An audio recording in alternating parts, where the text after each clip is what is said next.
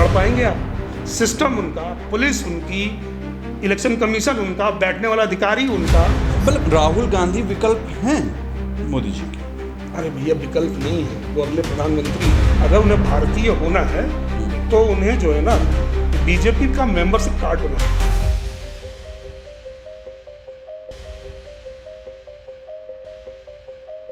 नमस्कार, हमारे साथ जो हैं वो विश्वजीत सिंह।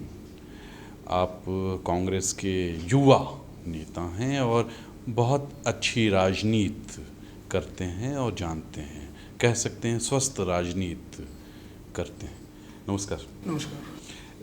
विश्वजीत जी, लगातार जो हालात हो गए हैं इस मुल्क के, लोग कह रहे हैं काफ़ी ख़राब हो गए हैं, वहाँ युवा आंदोलन कर रहा है, राजनेता ऐसा बयान दे रहे हैं कि मदरसे से आतंकवादी निकलते हैं, केशव प्रसाद मौर्य ने बोला है।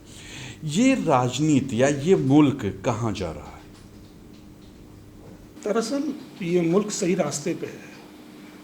इस देश में अगर आप राजनीति को देख रहे हो 2014 के पहले, 2014 के बाद दो तरह की धारा बह रही है।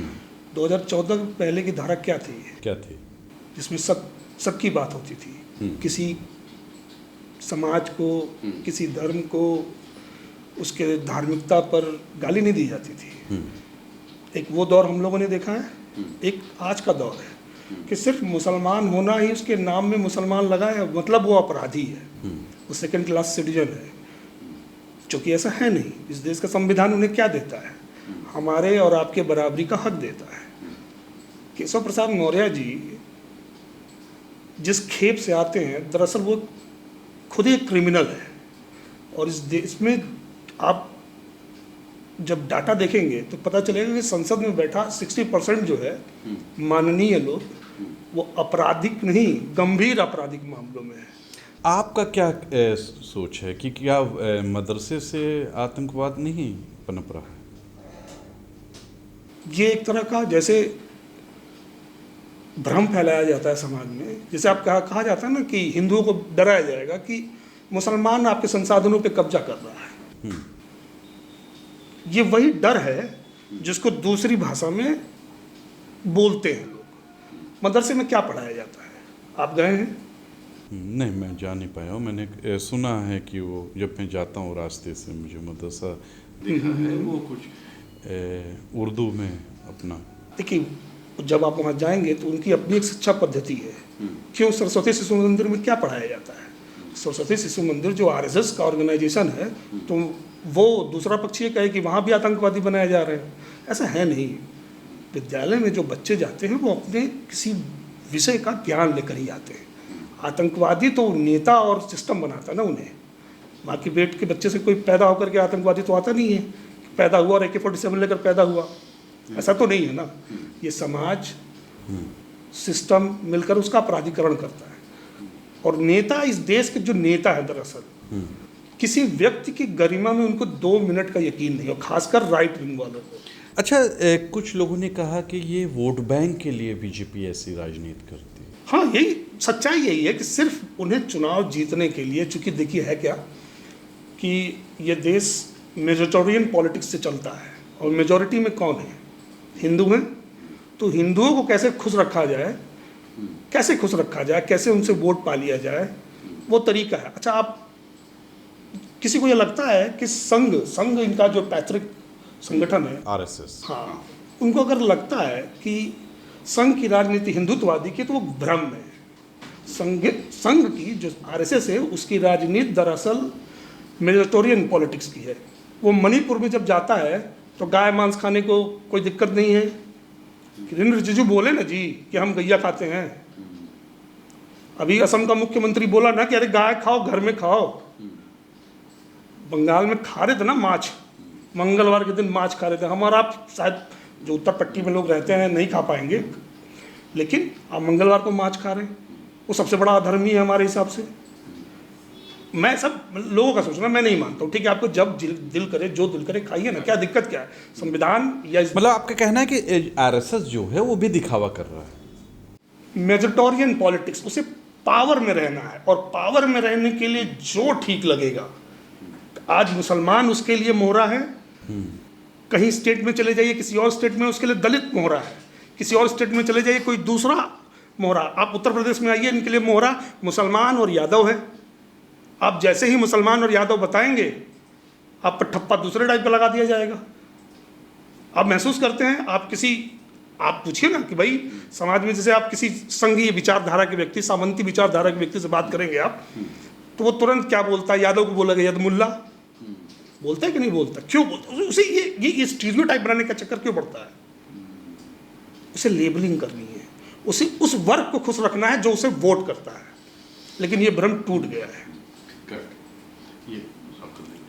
ये भ्रम टूट गया है। अच्छा, ये बताइए, जो कॉकरोच जनता पार्टी बनी, उसको अभी नाम दिया जाए ना दिया जाए, ये युवाओं का जो आंदोलन हुआ, वो क्या कहा जाए, वो विपक्ष को मजबूत किया या सरकार को कमज़ोर किया? देखिए, आप कमज़ोर और मजबूत करने के पक्ष से मत देखिए। दरअसल कॉकरोच जो वर्ड है ना, किसी भी सभ्य समाज में आप किसी को कॉकरोच, कुत्ता, कुछ भी बोल सकते हैं क्या? नहीं बोल सकते। ये सीजीआई के उस स्टेटमेंट का प्रतिकार है। ठीक है, प्रतिकार है ना, कि आपने मुझे कॉकरोच बोला, ठीक, मैं कॉकरोच हूँ। अभी ये जो सीजेपी, मैं कहता हूँ कि ये पार्टी बनाएंगे नहीं बनाएंगे, हाँ, वो एक अलग विषय है। लेकिन आप सबसे अच्छी बात क्या है, इन नौजवान लड़कों ने गांधी और नेहरू को जिंदा कर दिया है। आपको लगता है कि बहुत स्वस्थ आंदोलन था? क्योंकि कहा गया कि मोदी जी के खिलाफ या प्रधानमंत्री के खिलाफ बहुत अपशब्द बोले गए। स्वस्थ कह सकते हैं, स्वास्थ्य और स्वस्थ दोनों ही वहाँ उपलब्ध नहीं थे। देखिए, गाली दे रहे थे, नए तरीके से, इनोवेटिव तरीके से, अपने जेनजी की लैंग्वेज में वो सरकार की आलोचना कर रहे थे। बची बात गाली की है, तो गाली का जो कल्चर है ना, वो 2014 के बाद ही पैदा हुआ। जिस देश का मुखिया, अपने ही देश का मुखिया, जब वो एक सड़क छाप टाइप बातें बोलता है, जब वो भरे मन से, खुले मैदान से जब वो बोलता है, जर्सी गाय, 50 करोड़ की गर्लफ्रेंड, दीदी ओ दीदी, मतलब आप तमाम तरीके की उनकी बातें सुन सकते हैं। मतलब आप वो बात, हम या आप सभ्य समाज में वो बातें कहते हैं तो बड़ा उल्टा है। तो ये चीज़ पर्कुलेट कहाँ से होती है? पावर हमेशा पर्कुलेट ऊपर से नीचे होती है। शक्ति का पर्कुलेशन कहाँ से होता है? अमित शाह जी ने भी सदन में साला या कुछ ऐसा कुछ बोला था। यार, इनकी लैंग्वेज ही यही है। दरअसल ये अंदर से ही जो है ना, आपको क्या लगता है इस देश में जो टॉप के 2-4 लोग हैं, आप उनकी पिछली जब भी जीवन को खंगालेंगे तो आप पाएंगे कि ये सब क्रिमिनल माइंडेड। नहीं तो जनता चुन के भेजी है ना। 2019 के बाद कोई भी चुनाव ये चुन के नहीं आए। आपको लगता है कि बेईमानी हुई है, ईवीएम से कुछ हुआ है? मामला ईवीएम तक ही नहीं है। अब तो सरकार डिसाइड कर रही है कि जनता कौन है और जनता कौन नहीं है। अच्छा, एक बात बताइए, आप इस देश के नागरिक हैं, आपके पास क्या डॉक्यूमेंट है? पासपोर्ट है, मना कर दिया। आधार है, वो भी नहीं है। पुरानी डिग्रियां हैं, वो भी नहीं है। तब क्या माना जाएगा? यस, एग्जैक्टली, क्या माना जाए? दरअसल सरकार को ये चुनना है, अगर आप इनके वोटर हैं तो तब तो आप जो है हिंदुस्तानी हैं या भारतीय हैं। सबसे बढ़िया तरीका आज की डेट में आपके दर्शकों को बताना चाहूँगा, अगर उन्हें भारतीय होना है तो उन्हें जो है ना बीजेपी का मेंबरशिप कार्ड बनवा लेना चाहिए। उसके अलावा फिर कुछ चाहिए ही नहीं भाई इस देश में। ना पढ़ाई की ज़रूरत है, आपको डिग्री विग्री फेक बनवा लीजिए, कहीं भी आप IAS PCS बन जाइएगा, मनोनीत कर दिया जाएगा आपको। पढ़ने की ज़रूरत क्या है भाई? हाँ, कई लोग मनोनीत हुए हैं, बिल्कुल बिल्कुल। और हकमारी किसे कहते हैं? जब आप इस सिस्टम को देखेंगे ना, तो सिर्फ हकमारी आपको ऐसा लग रहा होगा। अच्छा, बड़े समाज में जो तथाकथित सवर्ण हिस्सा है, जिस हिस्से से मैं भी आता हूँ, ठीक है, उसको ये लगता है कि बीजेपी हमारे हितों की रक्षा करेगी। जिस दिन आपका हित और उनका हित टकराया, आप कौन हैं, हम आपके हैं कौन, सुनाई देने लगेगा। अभी UGC पर सरकार ने थोड़ी सी जो है थोड़ी सी उंगली करी। यही जो दिन रात मोदी का भजन गा रहे थे, ये तो मोदी जी गालियां दे रहे, मोदी जी जिन जी गाली दे रहे हैं ना। अच्छा एक बात और बताओ आपको, इस पूरे देश में कम से कम 70 से 80% लोग मोदी जी को गाली देते हैं। कोई पीठ पीछे देता है, कोई अंदर देता है, कोई बाहर देता है। लेकिन फिर वोट तो करता है। अरे वोट नहीं है मेरे भाई, मैंने कहा ना कि मतलब लोकतंत्र है ही नहीं है। आप हम इतने समय हाँ एक इलेक्टोरल डिक्टेटरशिप में है। अब मेरी बात समझ। अच्छा जो नॉर्थ कोरिया का जो शासक है वो भी चुनाव जीतता है, 99% वोट पाता है। ठीक है। कहाँ है वहाँ, मतलब चुनाव तो वो भी जीत रहा है ना। पीएलए में मतलब चाइना में एक ही पार्टी है पीएलए, तो चुनाव तो वहाँ भी हो रहा है। आपके यहाँ भी चुनाव हो रहा है, उससे क्या मतलब, क्या फर्क है? प्लेइंग लेवल फील्ड है, आप बताइए। अच्छा मतलब मेरी सिर्फ इस बात का पहले आप जवाब देके जाइए, क्या विपक्ष के लिए प्लेइंग लेवल फील्ड है? क्यों खुलेआम रैलियां कर रहे हैं, नहीं कर पा रहे हैं? अरे भाई, सिर्फ एक पार्टी जिसके बैंक अकाउंट में 10,000 करोड़ रुपया लड़ पाएंगे आप? सिस्टम उनका, पुलिस उनकी, इलेक्शन कमीशन उनका, बैठने वाला अधिकारी उनका। चंडीगढ़ का मेयर का चुनाव भूल गए जी साहब, आप भूल गए कि नहीं भूल गए? सामने सामने वो बंदा पीठासीन अधिकारी खारिज कर रहा है वोटों को। वो तो अगर सीसीटीवी कैमरा ना लगा होता तो पता चलता कि भाई डेमोक्रेसी की विजय हो गई है, डेमोक्रेटिक तरीके से जीत गया है।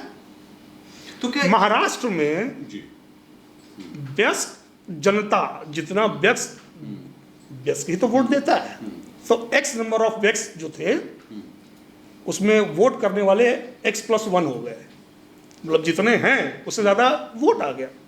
कहाँ से भाई? एक बिल्डिंग में 6,000 लोग वोटर हैं। और अच्छा, चुनाव आयोग की क्या जिम्मेदारी है? राहुल गांधी जी ने 2-3 प्रेस कॉन्फ्रेंस दिए, इतने सारे प्रूफ दिए। अच्छा राहुल गांधी कौन है? एक व्यक्ति के रूप में तो आप उन्हें नकार सकते हैं, लेकिन नहीं, एक छवि तो बनी हुई है कि वो बहुत आप भाई, आप ये बात बोलें, पप्पू और कौन बोलता है पप्पू? जो बोलता है ना, दरअसल वो खुद पप्पू है। बीजेपी की सबसे बड़ी दिक्कत क्या है? उस व्यक्ति को टारगेट करने की वजह क्या है? दरअसल आप, नेहरू और गांधी कोई व्यक्ति नहीं थे, वो एक सोच है और आज भी जिंदा है। और जो भी उनके विचार को रिप्रेजेंट करेगा वो उनका दुश्मन। हिंदुत्व के मतलब राहुल गांधी विकल्प हैं मोदी जी के?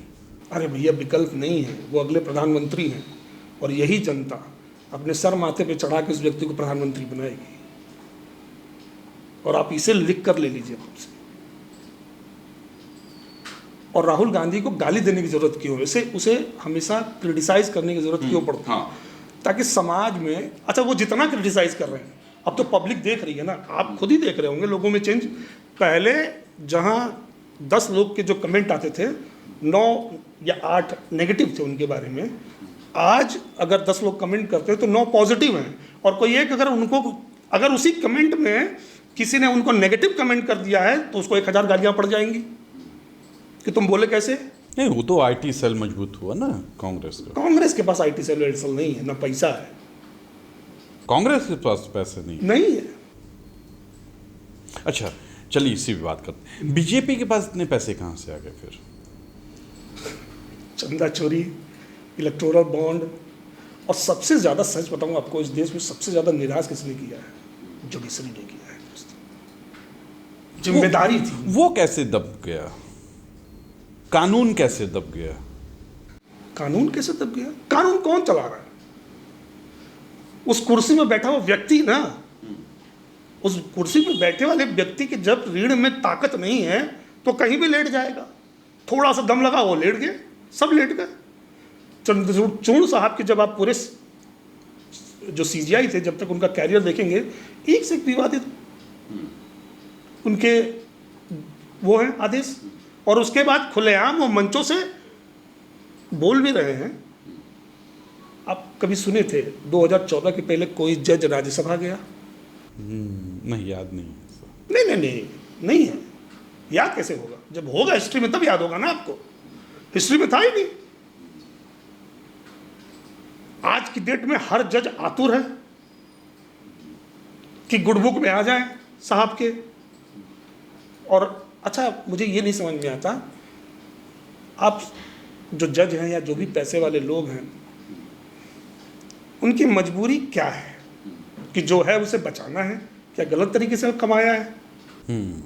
ये भी एक बात है। क्या गलत तरीके से आपने कमाया? आपकी मेहनत की यदि अर्निंग है तो कोई कैसे ले लेगा आपसे?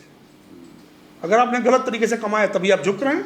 चलिए, राहुल गांधी के संग जो लगातार अब दिख रहे हैं, युवा दिख रहे हैं, क्या युवाओं के वोट से राहुल गांधी सरकार बना पाएंगे?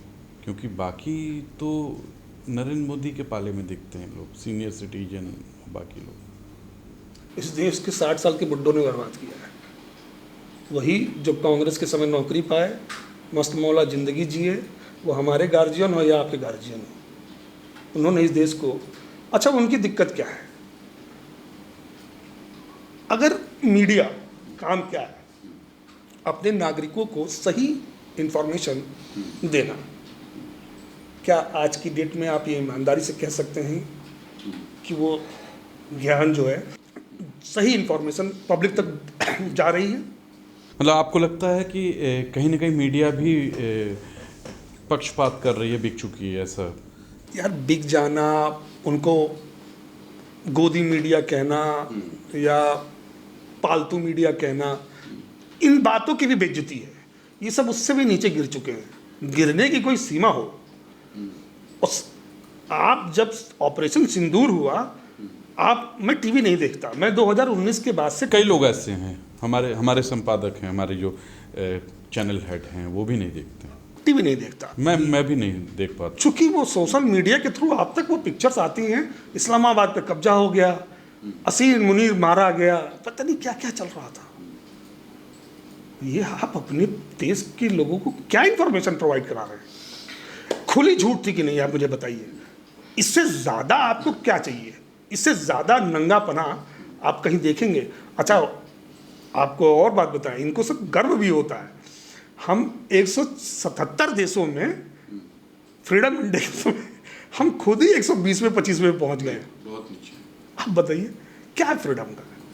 और अभी एक सर्वे था जिसमें बुद्धिजीवियों पर बात हो रही थी कि मतलब बुद्धिजीवी कितना लिख रहे हैं, कितना पढ़ पा रहे हैं। हम उसमें भी पाकिस्तान, चाइना और बांग्लादेश सबसे नीचे है भाई। हमारे स्टैंडर्ड क्या हो गया, हम खुद नहीं समझ पा रहे हैं। चलिए, चलते चलते बातों बातों में आपसे जल्दी सवाल करते हैं। क्या लगता है आपको, सरकार बदलेगी? हाँ, बदल जाएगी। कौन बदलेगा? राहुल गांधी। और कोई विकल्प? नहीं, विकल्प कोई नहीं है। जितने विकल्प थे सब सरेंडर है। और अभी सभी लोग कहते थे ना, इस देश में एक बड़ा फ्रॉड है और एक छोटा फ्रॉड है। छोटा फ्रॉड है केजरीवाल। ममता दीदी पताका लेके घूम रही थी, हारने के बाद अपनी पार्टी का सांसद विधायक तक तो ऐसे भाग रहे हैं। अब देख तो रहे हैं उनका हाल, अपने आप को कैसे फ्रेम कर रही थी कि नहीं, मैं लीड करूंगा इंडिया गठबंधन को। अपनी पार्टी तक तो लीड नहीं कर पा रही हैं। और केजरीवाल का मैं दूसरा फ्रॉड इसलिए कहता हूँ, उस अन्ना आंदोलन से हम लोग की उम्र क्या रही होगी? हम तो एकदम यंग टाइप के 27-28 साल के थे। फिर भी मैं उस झांसे में नहीं था, लेकिन लोगों को लगा कि बड़ा बदलाव होगा इस देश में। वो आदमी आया, उसने क्या किया? वो राम मंदिर बना रहे हैं, वो बोल रहा हम लौकुश मंदिर बनवाएंगे। कच्चा माल है भाई। कोई राम मंदिर बना रहा है, कोई लौकुश मंदिर बना रहा है। चलिए, बातों बातों में आपसे बात हुई। हमारे साथ विश्वजीत जी हैं, जो कांग्रेस के युवा नेता हैं, काफ़ी अच्छा बोलते हैं, युवाओं के नेता हैं। इन्होंने ऐसी जो बातें की आपने सुना। विश्वजीत जी, बहुत बहुत धन्यवाद आपका। आप हमारे यहाँ आए, हमारे दर्शकों से आप रूबरू हुए। तो आज के लिए इतना ही। बताइएगा ज़रूर कैसा लगा हमारा कार्यक्रम। हमारे जो सहयोगी हैं उनका मैं नाम आपको बता दूं। हमारे साथ हैं जसवंत और विवेक रंजन। आप सभी का बहुत बहुत धन्यवाद।